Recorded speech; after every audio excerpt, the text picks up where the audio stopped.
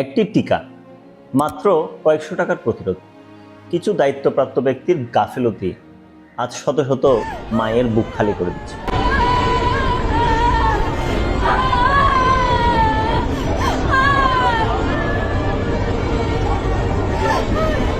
বাংলাদেশের 61টি জেলায় ছড়িয়ে পড়েছে হাম। হাসপাতালের বারান্দায় চিকিৎসার জন্য কান্নাকাটি করছে মা বাবা। কিন্তু সবচেয়ে দুঃখজনক এবং কষ্টের বিষয় হলো এর অনেকটাই প্রতিরোধ করা যেত। আজকে আপনাদের সামনে সুব্রত দ্য স্টোরি টেলার থেকে আমি সুব্রত। আমি কোনো গল্প বলছি না, বলছি এক নিদারুণ কষ্ট এবং গাফিলতির কথা। আজকের ভিডিওতে যা যা থাকছে, হাম কি, হামের লক্ষণ কী, কখন আপনাকে অবশ্যই ডাক্তারের কাছে বা হাসপাতালে যেতে হবে, হাম কেন বাড়ল, এটার পিছনে দায়ী কারা, সরকার হাম প্রতিরোধে কি করছে, গুজব না ছড়িয়ে বা আতঙ্কিত না হয়ে আমাদের বা সাধারণ জনগণের কি করা উচিত, এই ভিডিওটা কেন প্রত্যেক মা বাবার কাছে পৌঁছানো উচিত, বিষয়গুলো নিয়ে বিস্তারিত জানতে পুরো ভিডিওটি দেখুন। হাম কি? হাম বা মিজলস একটি সংক্রামক রোগ। এটি বাতাসের মাধ্যমে ছড়ায়, অর্থাৎ কাশি, হাঁচি বা আক্রান্ত ব্যক্তির সংস্পর্শ বা যে কোনোভাবে এটি ছড়াতে পারে। ইউনিসেফ বলছে, যদি টিকা না থাকে একজন আক্রান্ত ব্যক্তি থেকে 12 থেকে 18 জন ব্যক্তি এই হামে আক্রান্ত হতে পারে। এটার সবচেয়ে বেশি ঝুঁকিতে থাকে 6 থেকে 5 বছর বয়সী শিশু, অপুষ্টিতে ভোগা শিশু এবং যারা টিকার আওতায় আসেনি। হামের লক্ষণ, শুরুতে এটি স্বাভাবিক জ্বরের মতো মনে হলেও ডাক্তারদের মতে হামের বিশেষ কিছু লক্ষণ রয়েছে, যেমন উচ্চ জ্বর, চোখ লাল হয়ে যাওয়া, হাসি, কাশি, নাক দিয়ে পানি পড়া, বিশেষ করে শরীরে লাল র্যাশ দেখতে পাওয়া। হামের কারণে শ্বাসকষ্ট হতে পারে, নিউমোনিয়া হতে পারে, এমনকি মৃত্যু পর্যন্ত হতে পারে।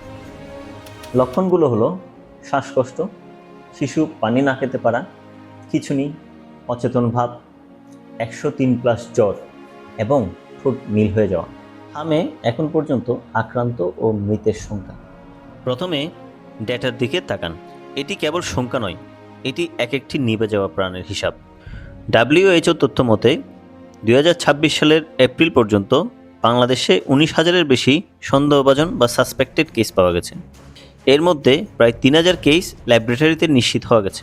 WHO অনুযায়ী 166 জনের বেশি সন্দেহভাজনের মৃত্যু হয়েছে, অন্তত 30টি ল্যাবরেটরি নিশ্চিত মৃত্যু রেকর্ড করা হয়েছে।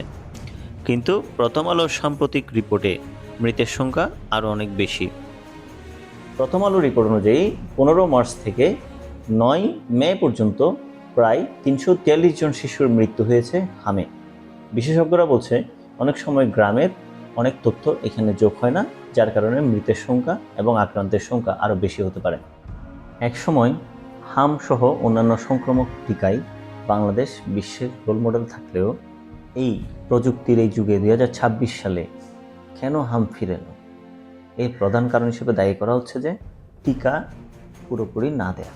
প্রথম আলোর তথ্য মতে শুধু হাম নয়, হামের পাশাপাশি ভিটামিন এ এর টিকাও ঠিকমতো পায়নি শিশুরা। ইউনিসেফের স্বাস্থ্য ব্যবস্থাপকের তথ্য মতে হামে আক্রান্ত শিশুদের 65% হামের টিকা পায়নি এবং 19% আংশিক টিকা পেয়েছেন। হামের টিকাকে কার্যকর করতে হলে 95% পর্যন্ত শিশুকে হামের টিকার আওতায় আনতে হয়, কিন্তু বাংলাদেশে সর্বশেষ মে মাস পর্যন্ত এই টিকার আওতায় এসেছে 81 থেকে 89% পর্যন্ত শিশু। তাছাড়া হাম বাড়ার বড় কারণগুলোর মধ্যে রয়েছে বড় ক্যাম্পেইন না হওয়া এবং বিগত সরকারগুলোর টিকা এবং সরবরাহ ব্যবস্থার গাফিলতি। এই মহামারীর পিছনে দায় কার? সংবাদ মাধ্যম এবং সামাজিক যোগাযোগ মাধ্যমে যাদের দিকে বেশি আঙ্গুল যাচ্ছে তারা হলো ডক্টর ইউনূস সরকারের নেতৃত্বাধীন অন্তর্বর্তী সরকারের স্বাস্থ্য বিষয়ক মন্ত্রণালয় এবং বিশেষ করে তৎকালীন স্বাস্থ্য উপদেষ্টা নূরজাহান বেগমের নাম সংবাদ মাধ্যমের টিকা ব্যবস্থাপনা এবং দুর্বলতার রিপোর্টে উঠে আসছে। তবে এখন পর্যন্ত আদালত বা সরকারি তদন্তে কাউকে দোষী হিসেবে সাব্যস্ত করা হয়নি। আপনার মতে এই হামের জন্য দায়ীকে কমেন্টে জানান। জনগণের শাস্তির দাবি। বিভিন্ন নাগরিক প্ল্যাটফর্ম এবং সামাজিক প্ল্যাটফর্মে দাবি উঠেছে, যদি কারো গাফিলতি পাওয়া যায় তাহলে তার শাস্তি হবে তো? কারণ বাংলাদেশে শাস্তির নজির খুব কম রয়েছে।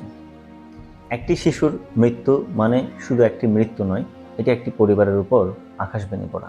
হাম প্রতিরোধে বর্তমান সরকার কি পদক্ষেপ নিচ্ছে? বর্তমান স্বাস্থ্যমন্ত্রী সর্দার মোহাম্মদ সাখাওয়াত হোসেন বলছেন, WHO, ইউনিসেফ, গাভীর সহায়তায় সরকার জরুরি MR ক্যাম্পেইন চালু করেছে। প্রথমে 18টি জেলায় টিকাদান কর্মসূচি শুরু হয়েছে, যেটি পরবর্তীতে সারা দেশব্যাপী চলমান থাকবে। সরকার প্রায় 12 লক্ষ প্লাস শিশুকে টার্গেট করেছে হামের টিকার আওতায় আনার জন্য। এক্ষেত্রে 6 মাস থেকে 5 বছর বয়সী শিশুদের অগ্রাধিকার দেওয়া হচ্ছে। তাছাড়া সরকার 2026-27 বছরের জন্য হামের টিকা সংগ্রহ করে রাখা এবং 3 মাসের বাফার স্টক রাখারও প্রস্তুতি নিয়েছে। এদিকে সরকারের স্বাস্থ্য প্রতিমন্ত্রী ডক্টর M.A. মুহিত কালের কণ্ঠকে দেওয়া সাক্ষাৎকারে বলেন, সরকার হাম প্রতিরোধে বদ্ধপরিকর। তবে স্বাস্থ্য খাতে টাকার চাইতে বড় সমস্যা হলো অবকাঠামোগত দুর্বলতা এবং সময়মতো প্রকল্প বাস্তবায়ন না হওয়ার ঘাটতি। সরকার আর কি করতে পারে? বিশেষজ্ঞদের মতে 100% টিকা নিশ্চিতকরণ, ইউনিয়ন পর্যায়ে টিকা মনিটরিং, টিকা স্টক মনিটরিং, গ্রামে সচেতনতা বৃদ্ধি, গুজব প্রতিরোধের ব্যবস্থা করা, ICU এবং বিশেষ করে শিশু ওয়ার্ড বাড়ানো এবং নিয়মিত সংবাদ বুলেটিন বা স্বাস্থ্য বার্তা প্রচার, যাতে জনগণ সরকারের উপর আস্থা রাখতে পারে এবং অতিরিক্ত আতঙ্কিত না হয়। সরকার তো সরকারের মতো চেষ্টা করছে। এখন সাধারণ জনগণ, আপনি আমার করণীয় কি? আমাদের প্রথম করণীয় হচ্ছে যে আতঙ্কিত না হয়ে সচেতন হওয়া, হামের টিকা নিশ্চিত করা, কোনো শিশুর হাম বা এ ধরনের কোনো লক্ষণ দেখলে শিশুটিকে আলাদা করা, নিয়মিত মাস্ক ব্যবহার করা, পুষ্টিকর খাবার দেওয়া শিশুদের, এছাড়া যে কোনো প্রয়োজনে গুজবে কান্না দিয়ে বিশেষজ্ঞ ডাক্তারের পরামর্শ নেওয়া। সংক্রামক রোগ বিশেষজ্ঞরা বলছে, কোনো শিশু হামে আক্রান্তের লক্ষণ দেখলে আতঙ্কিত না হয়ে বা আশেপাশের ফার্মেসি থেকে ওষুধ না খেয়ে বিশেষজ্ঞ ডাক্তারের পরামর্শ নিন, শিশুকে আলাদা করুন এবং প্রয়োজনে হাসপাতালে ভর্তি করান। জনসচেতনতা বাড়াতে এই ভিডিওটি শেয়ার করুন। আপনার একটি শেয়ার হয়তো একটি বাবা মাকে ICU পর্যন্ত যাওয়া থেকে বাঁচাতে পারে।